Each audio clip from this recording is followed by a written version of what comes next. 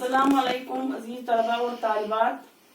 कल के सबक में हमने पढ़ा कि हातिम नौफल की वजह से जब नौफल ने जंग का ऐलान किया, फौजें जमा की, तो हातिम ने सोचा कि अगर मैं इसके साथ जंग करूंगा, लड़ाई करूंगा तो बेगुनाह लोग मारे जाएंगे, इसलिए वो जाके गार में छुप गया।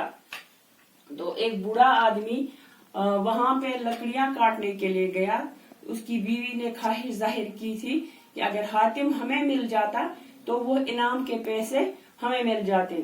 ये इनकी ये गुफ्तगू, उन दोनों मियाँ बीवी की गुफ्तगू हातिम सुन रहा था, तो उसके दिल में मदद का जज्बा जाग गया। उसने सोचा कि अगर मैं इनकी मदद न कर सका तो मुझे मेरे दुनिया में आने का मकसद ही क्या है। यहाँ तक हमने कल पढ़ा। यहाँ पे मैंने लिखा है, बाग बहार पढ़ने के बाद हमें मुगलों के रहन सहन और रस्म रिवाज के बारे में वाकफियत हासिल होती है। इसके लिखने के बाद उर्दू दास्तान निगारी को बहुत शोहरत हासिल हुई। यानी ये बागो बहार जो है ये फारसी किस्सा चहर दरवेश, चहर का मतलब है चार कहानियों का उर्दू तर्जमा है। जब मीर अमन ने इसका तर्जमा उर्दू में लिखा तो इसकी दास्तान निगारी की शोहरत जो थी वो इसके वजह से बढ़ गई।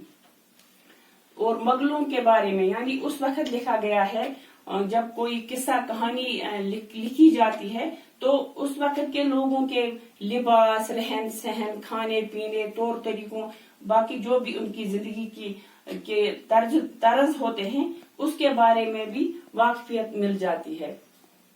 यहाँ पे कुछ अल्फाज के माने लिखे हैं।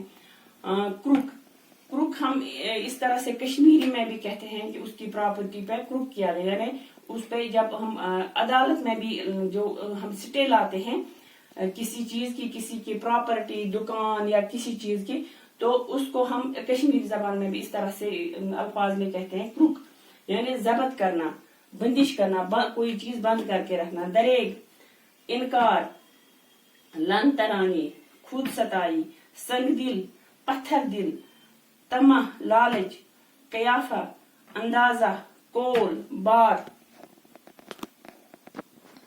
तो इससे आगे हम पढ़ते हैं। आज जब हातिम ने इनकी बातें सुनी, बूढ़े आदमी और उसकी बीवी की, तो वो गार से, गुफा से बाहर आया और उनको कहा कि आप मुझे बादशाह नौफल के पास लेकर जाओ, क्योंकि बादशाह ने इनाम रखा था हातिम के सर पर कि जो हातिम को पकड़ कर लाएगा उसको मैं 500 रुपया इनाम में दे दूंगा। तो हातिम ने कहा कि आपको 500 रुपया मिल जाएंगे, मुझे आप बादशाह नौफल के पास लेकर जाओ। बूढ़े ने हातिम से कहा कि मैं ये गुनाह नहीं कर सकता हूँ, कल मैं मर जाऊंगा, जिंदगी के कितने ही दिन बचे हैं, जिंदगी कितनी लंबी है, जब मैं यहाँ से चला जाऊंगा तो मैं अल्लाह के सामने क्या जवाब दूंगा, इसलिए मैं ये गुनाह करने के लिए तैयार नहीं हूँ। हातिम और ये बूढ़ा आपस में गुफ्तगू कर रहे थे, बहस कर रहे थे। हातिम ने इस बूढ़े से कहा कि अगर आप मुझे नहीं ले जाओगे तो मैं खुद चला जाऊंगा बादशाह के पास और कहूंगा कि इस बूढ़े ने मुझे गार में छुपा कर रखा था।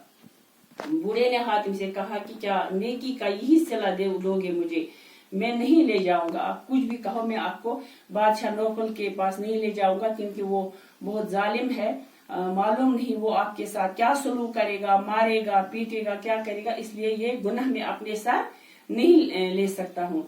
तो इस गुफ्तगू जब हो रही थी, इन दोनों के दरमियान बहस तकरार हो रही थी, तो जो आदमी हातिम को ढूंढने के लिए लालच में आकर, इनाम की लालच में आकर ढूंढने के लिए निकले थे, वो उन्होंने सुना और वो आकर उन्होंने हातिम को पकड़ लिया।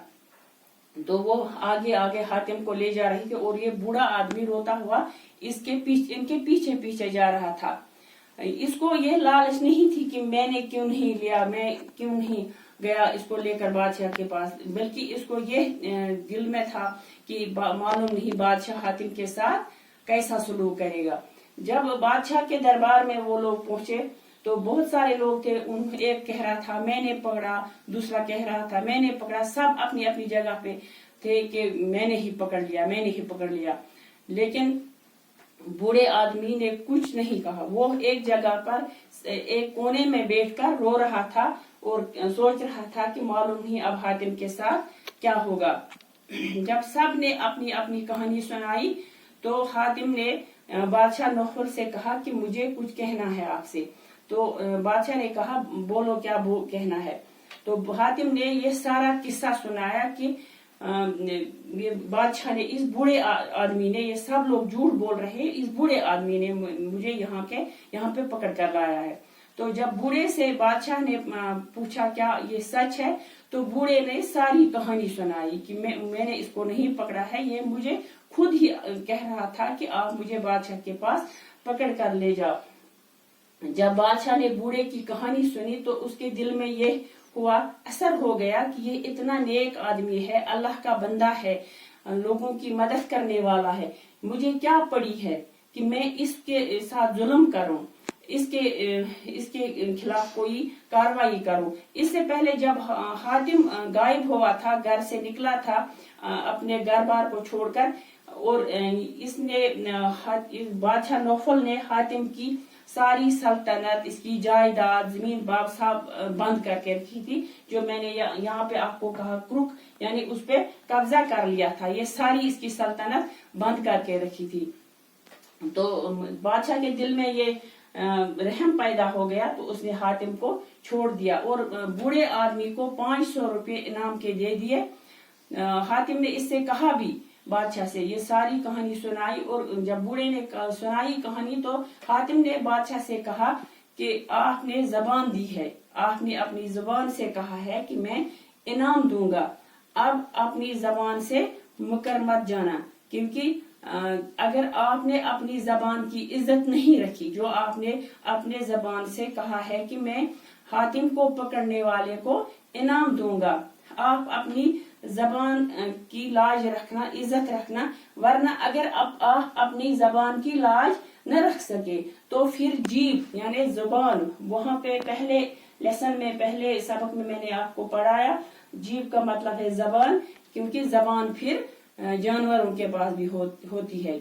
अगर आप अपनी जबान की इज्जत न रख सके तो फिर तो जबान जानवरों के पास भी होती है, फिर उस जबान और आपकी जबान में क्या फर्क रह गया। बादशाह नौफल ने बूढ़े को इनाम दे दिया और हातिम को अपनी सल्तनत का सूबेदार बना दिया, और जिन लोगों ने उसको झूठ बोला था, ये हमने पकड़ कर लाया, उनको झूठ बोले की सजा दे गई। यहाँ पे ये कहानी खत्म हो गई, जो दास्तान जो मैंने आपको पढ़ाया। तो कल इंशाल्लाह इसके सवाल वगैरह नोट आपको मैं लिखकर या पढ़ाऊंगी। तो आज के लिए इतना ही, बाकी वसलम।